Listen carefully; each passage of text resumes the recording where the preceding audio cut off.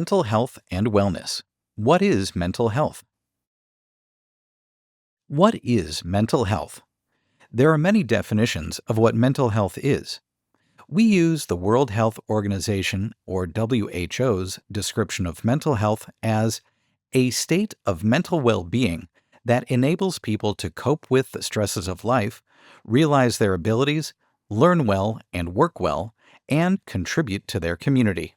You can see from this definition that good mental health has three basic elements: good brain functioning, so we can do things we need to do, having a sense of well-being, of feeling good, and absence of mental illness. Why is mental health important?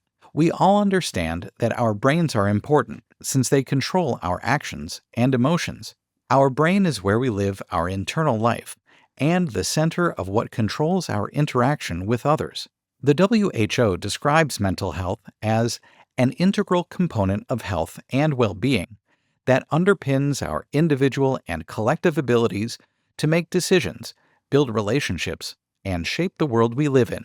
Mental health is a basic human right, and it is crucial to personal, community, and socioeconomic development. Or put another way, mental health is the basis for everything we do to support and better our lives, the lives of those around us, and the world. For example, poor mental health can lead to negative situations in our lives. These may include increased frequency of communicable and non-communicable diseases, and worse outcomes from these illnesses: shorter lifespans, poverty, increased exposure to violence, worse child development and educational outcomes, and worse maternal health.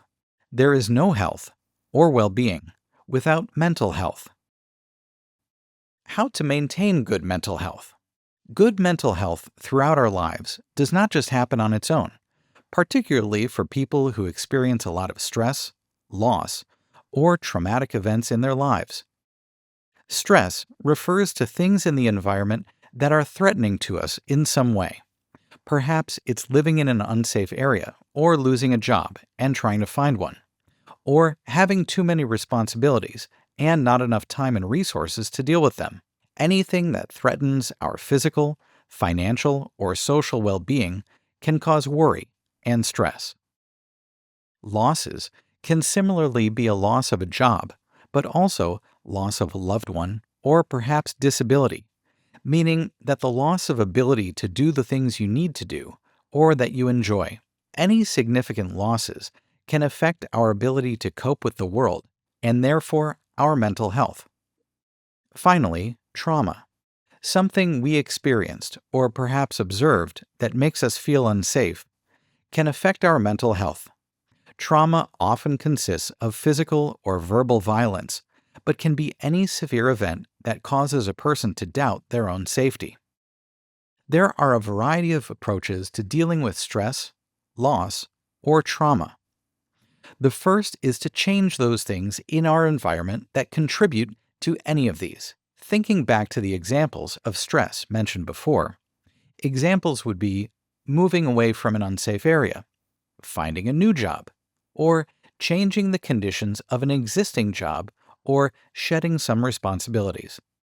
Dealing with loss could include entering into new relationships. Managing trauma could mean removing yourself from the surroundings that remind you of previous traumas.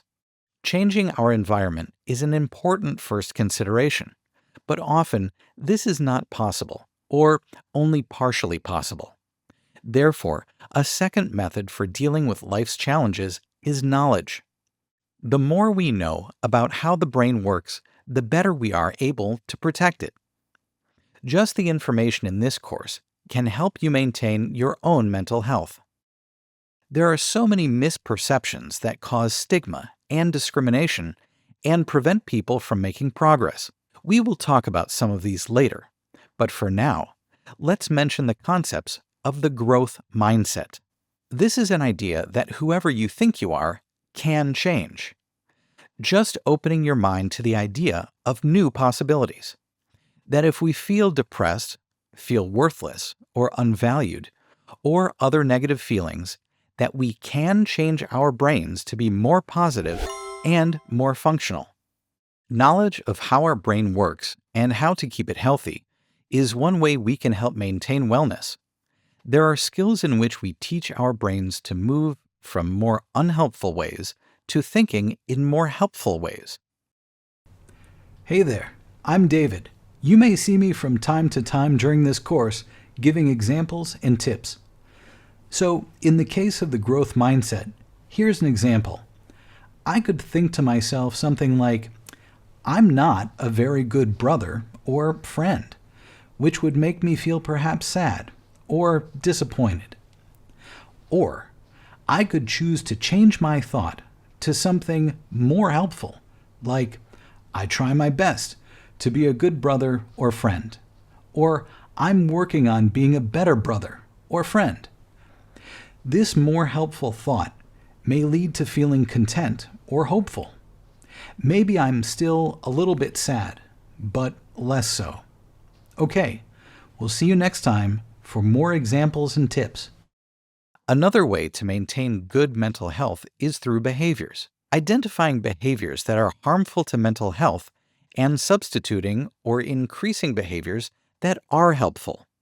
This is called behavioral activation and can be useful in everyone's everyday lives. An everyday example is recognizing when listening to news is depressing or distressing, particularly when news is frequently bad, and instead listening to music, an upbeat podcast, or anything enjoyable. It also helps to recognize when we are spending too much time alone and then making a point of being more social. There are many other skills that can be helpful in maintaining good mental health, such as relaxation skills, practicing gratefulness, problem solving, and getting good sleep, turning negative responses into positive coping.